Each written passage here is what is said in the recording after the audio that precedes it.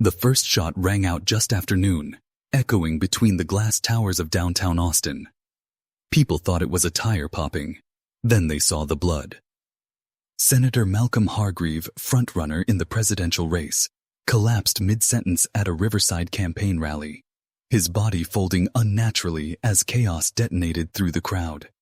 Screams, sirens, security dragging him behind the podium. Within minutes, the city was locked down. Within an hour, the nation was holding its breath. By sunset, the senator was dead. Evan Cross watched the footage from his apartment, notebook open, pen unmoving. He wasn't assigned to the story. Not officially. He was a political reporter. Yes, but lately, editors had kept him on soft beats. Too many questions. Too much digging. Too many burned bridges. The assassination felt different, not just because of the precision, but because of the timing. 4 months earlier, Evan's father had died in a boating accident off the Gulf Coast. At least, that's what the Coast Guard report said. Night cruise. No witnesses. Vessel found drifting. Body recovered 2 days later. Case closed. It should have ended there. Evan barely mourned. His father, Thomas Cross, had abandoned the family decades ago, leaving behind debts, lies, and a trail of half-explanations that never added up. He'd resurfaced occasionally postcards, vague promises, a new phone number every year, always just enough to remind them he existed, never enough to explain why he left. Then came the rally. Evan's phone buzzed as the news replayed the moment of impact in slow motion. Unknown number. You need to get out. Now. He stared at the screen, pulse ticking up. Another message followed. This is April Lane. We worked together once. Your father and I shared an office. April. His ex. The one person who knew his father beyond the mythology. She'd worked at a high-powered, law firm downtown corporate, political, untouchable. They hadn't spoken in years. I saw something I wasn't meant to see, she wrote, and it involves the assassination. Evan didn't hesitate. He grabbed his jacket and headed for the door. They met in a parking garage beneath an unfinished high-rise, concrete sweating in the Texas heat. April looked different, tighter, sharper, like someone who hadn't slept properly in months. Her eyes flicked constantly to the ramps above. You shouldn't have come, she said. You texted me, Evan replied. Start talking. She unlocked her phone and showed him a screenshot. A message chain. Names redacted.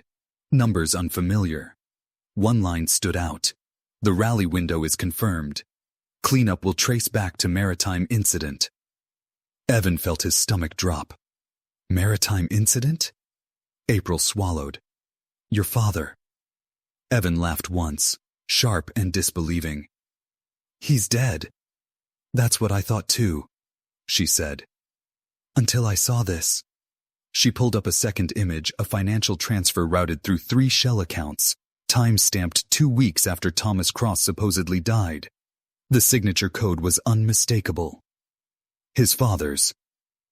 The firm handled it, April said quietly. Off the books. I wasn't supposed to be in the room. I wasn't supposed to see the phone. Evan stepped back, mind racing. You're saying my father faked his death, and somehow this connects to a presidential assassination? I'm saying your father specialized in legal disappearances, she replied, and someone just used one to kill a candidate. A car engine revved somewhere above them. April's head snapped up. We can't stay here. They split directions, reconvened 2 blocks away at a cafe that never asked questions. Evan called his brothers from the restroom, voice low. Neither had known about any money. Neither had received anything after the funeral. Both had felt watch, since. Patterns were forming. By nightfall, Evan accessed old notes from his father's abandoned storage unit, legal shorthand, maritime insurance loopholes, lists of names tied to political donors. Everything pointed to one conclusion. Thomas Cross hadn't disappeared out of shame. He'd disappeared for leverage, and now that leverage had been used. April leaned across the table. There's more. The firm's partners met in emergency session this afternoon. Phones off, windows closed. About the assassination? About you, she said. Before Evan could respond, the cafe's front window shattered. People screamed. A body dropped outside. A man lay face down on the sidewalk, blood pooling beneath him. A silenced pistol slid from his hand. The message was unmistakable. April grabbed Evan's wrist. They know we're connected, and they don't miss twice. Police sirens wailed in the distance, but neither of them moved toward safety. Evan's phone vibrated again. Another unknown number. A single line of text appeared. You're chasing a ghost. He's been alive the whole time. Evan stared at the screen, the weight of it crushing down on him. His father wasn't dead. He was the beginning. And somewhere in the chaos left behind by a murdered presidential candidate, Evan Cross realized the truth had teeth, and it was coming for him next. They didn't go home. Evan Cross and April Lane slipped into the city like people who knew they were being hunted. Changing cars, killing phones, moving through places cameras couldn't easily follow. Austin buzzed with emergency briefings and speculation, but beneath the noise, something else moved with purpose. Someone was cleaning up.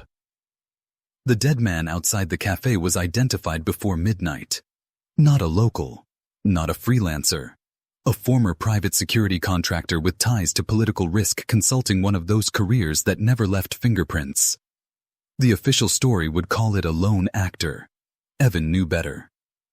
They found the storage unit just after dawn, the one Evan's father had kept under a corporate alias.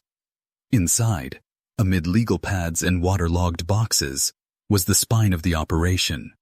Timelines that matched campaign stops, insurance riders that paid out only if a body was recovered, and a ledger of maritime claims routed through shell companies April recognized from her firm's client list.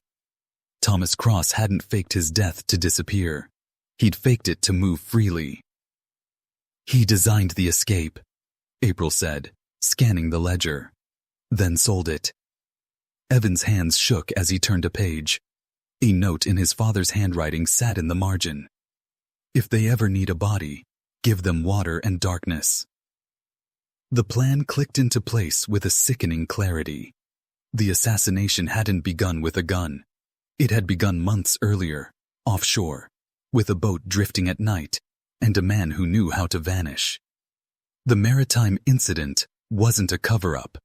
It was a rehearsal. They weren't the first targets, just the next. By mid-morning, April's firm released a statement condemning violence and pledging cooperation. Evan watched it on mute from a borrowed laptop.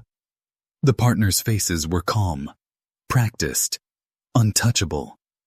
Then the laptop camera light blinked on. Don't, April whispered, read, but it was already too late. A message filled the screen, typed in clean, deliberate strokes.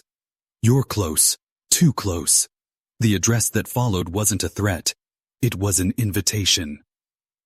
They debated for exactly 30 seconds. The building sat on the river's edge, a new glass structure with old money behind it. Security was tight, but the back stairwell smelled of fresh paint and shortcuts. They climbed fast, hearts pounding, and found the conference room empty except for a phone placed neatly in the center of the table. It rang once. Evan answered. His father's voice filled the room. Not a recording. Not a distortion. Alive. I told you to stay away, Thomas Cross said, tired and precise. You were never meant to carry this. You killed a candidate, Evan said, the words tasting like metal. I sold a system, his father replied. Others chose how to use it. April stepped closer, eyes burning. You let them use your son as leverage. I let them believe they could, Thomas said. That was the mistake. The glass behind them exploded inward. They hit the floor as shots chewed through the table, Smoke stung Evan's eyes. April crawled toward the door, dragging the phone with her as if it were an anchor to the truth. Evan fired once wild, useless, and felt hands grab his collar, hauling him backward. Then the shooting stopped. Silence rushed in. Sirens. Shouts. The room filled with people who didn't wear uniforms but carried authority like a weapon. The phone lay cracked on the floor, still connected. Thomas Cross's voice returned, low and steady. "If you're hearing this, they've chosen the loud way." Evan's wrists were cuffed. April was pinned against the wall, blood at her hairline but conscious. A man in a gray suit stepped forward, eyes cold. "Mr. Cross," he said to Evan, "your father was an asset. Assets that don't stay quiet are liabilities." The gray suit nodded. Outside, a single shot echoed clean, final, unmistakable. The man's phone buzzed. He checked it, then sighed. He tried to run. Evan surged, screaming, but the cuffs held. April's gaze met his, fierce and unbroken. Hours later, the story broke. An armed confrontation. A suspect dead in a failed escape. Evidence compromised. Case closed. But the truth didn't die with Thomas Cross. Because Evan had sent the ledger an hour earlier to a server that didn't belong to him, tagged to reporters who knew how to read between lines. The maritime loopholes. The shell accounts. The rehearsal that became a murder. The names. By nightfall, resignations followed. By morning, indictments. And somewhere in the wreckage of a scandal that wouldn't stay buried, Evan stood at the river where the rally had been held, watching the water move past like nothing had happened at all. "In his wake," April said quietly, standing beside him. "Everything looks calm." Evan nodded. "That's how you know where to look." If this story stayed with you, if the chase, the lies, and the cost felt uncomfortably real, subscribe for more crime stories that don't end when the headlines do.